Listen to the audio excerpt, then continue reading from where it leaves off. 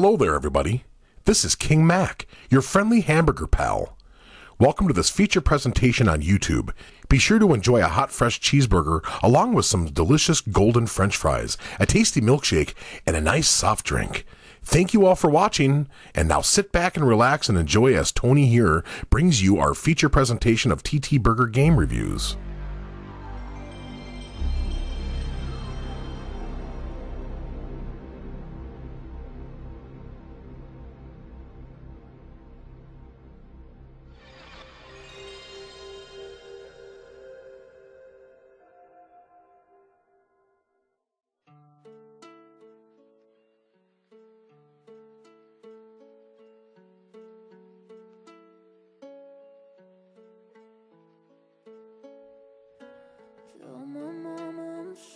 Boo! Boo! Boo!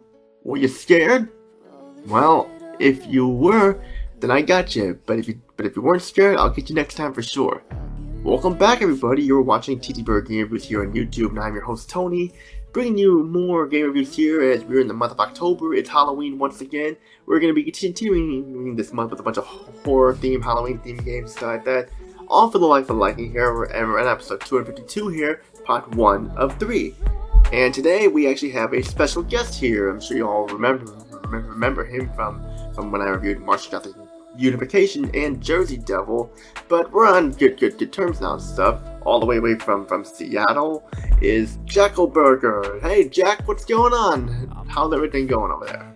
Hey Tony, getting into the Halloween spirit I see. Good time for sure.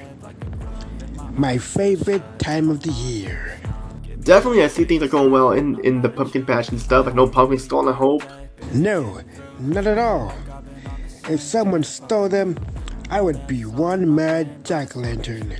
Good. Glad to hear it. So are you ready for a horror-themed game today? Yes. What do we have today? Anything on pumpkins? No pumpkin games here. I can't think of any games that have pumpkins in them and stuff unless you count Medieval or Just Junior like that. So, what are we reviewing today? Well, we're looking at the Dead Space franchise today to honor the 2020-23 remakes released for the PlayStation 5 and stuff like that. Well, that does sound interesting. A great way to horror the remake and the series. Well then, if you're all ready, let's get started here. Let's talk about, as we said here, we got three, gonna be calling 3 parts here. Part 1, Dead Space. Part 2, we're gonna look at Dead Space 2, and then Part 3, we're gonna end with Dead Space 3. Now, I know there's also Dead Space, Space Extraction, all that stuff and everything, but I'm not really looking at the spin-offs. There's the 2 movies too, which I have seen the 2 movies that done. I think that there's some good backstory to those too, but today we're gonna be looking at Dead Space for the PlayStation 3, Xbox 360, and PC, with the PS2 version, the only version I have, released by Electronic Arts on October 13th, 2008, 8 days before my 20th birthday. Now, Dead Space is a fun game, one of the best horror-themed games, mainly because the survival horror genre was getting a little rusty there and stuff, because there were a lot of survival horror games coming out that weren't really scary. They're more into the action-like stuff, like how Resident Evil 4 was, stuff like that, which Resident Evil 4 was a great game, just it relied more on action and stuff and everything. And then Dead Space came out, and what we got here was an amazing game, especially since it takes place on this abandoned spaceship called the USG Ishimura that is left idle in space with creatures called the Necromorphs on it. In Dead Space, you play as Isaac Clarke, an engineer aboard the USG Killian sent to repair the Ishimura's communication array when hell breaks loose. The crew are missing or dead, and these alien creatures called the Necromorphs have taken over the ship and have wiped out the crew, or they become the crew, and their bodies became infected, and the only way to kill the Necromorphs is by cutting off their limbs. This simple mission turns into a fight for survival, and Isaac must defend himself no matter what. He also has a girlfriend he's looking for who was on the Ishimura named Nicole Brennan, who sent him a message, and he wants to find her because he believes she's alive and everything. You learn of the marker, which has something to do with what happened with the Ishimura and the Necromorphs. It's a huge story that'll keep you on the edge of your seat to find out what will happen to the crew and Isaac's fate. Isaac is not alone here. He's joined by Captain Mark Hammond and the crew specialist Kevin Daniels, who also must fight to survive. There's more to the story, but I said enough because I do not want to spoil it to anyone that already did. The story is mainly told in an over-the-shoulder camera view. You're never taking it out of the game for a cutscene or anything. You also have audio logs or video logs or text logs that tell the story of what happened on board the Ishimura before everything happened. And I like how they do this. They put you in the moment and you can move around with the camera too and everything. And this was one of the first games where The game was completely an over-the-shoulder view because we had first shooters where you would never take out of a cutscene or anything. Dead Space was one of the first things that things to do like with an over-the-shoulder view. The presentation of Dead Space, we have excellent graphics for a last-gen game in 2008. The character models look fantastic, and at the time they looked like real people, like almost CGI, almost FB looking and stuff. You see facial animations, they move around lifelike, and death animations are realistic as well. And that's a plus there. The explosions and flame effects are also well done, the backgrounds are also well done, the dark lighting adds the tension. They wanted to make the game look as scary as possible, and they succeeded. There are no cutscenes like I said, but it adds to the atmosphere and horror-like elements to it. It almost feels like you are really there. Isaac's suit has the most detail, and you look at that and you're like, wow, this looks awesome, and this was one of the games that has great sharp visuals and everything. The Necromorphs are very creepy, and lots of detail to them as well. And the blood and gore, lots of it. It can make Mortal Kombat have a run for its money and stuff. The sound in Dead Space is excellent, the voice setting is top notch. Isaac does not talk, but he has journal entries in the main screen, and nor does he need to talk. The rest of the editors do a fantastic job with the dialogue, almost like they are actually in the situations themselves and everything. The music, there's not really much music, except for like some ambient sounds to that, and there's also like, you hear Twinkle Little Star, like a creepy version of Twinkle Little Star that here you play the opening cutscene. It's also in the movie Dead Space Downfall, and during parts of when you're on board the Ishimura, and like, it sets you up that something freaky is about to happen. The weapons all sound awesome as well, you feel the horror elements of the game sound. The gameplay is amazing and memorable.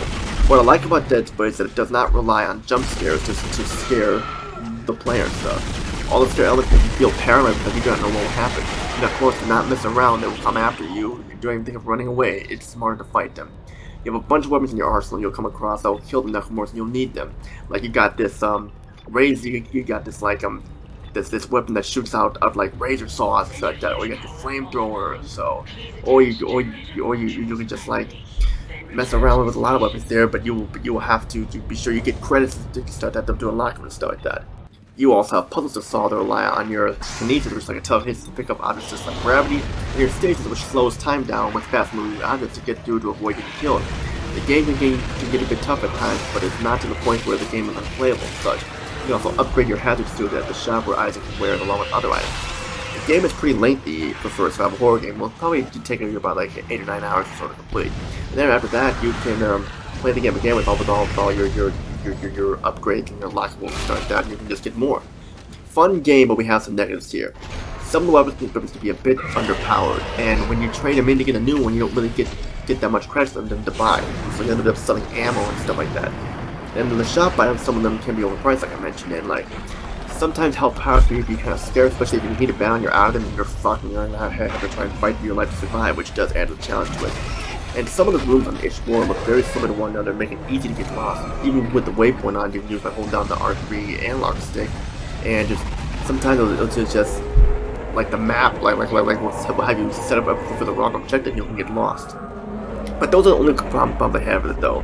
Final thoughts.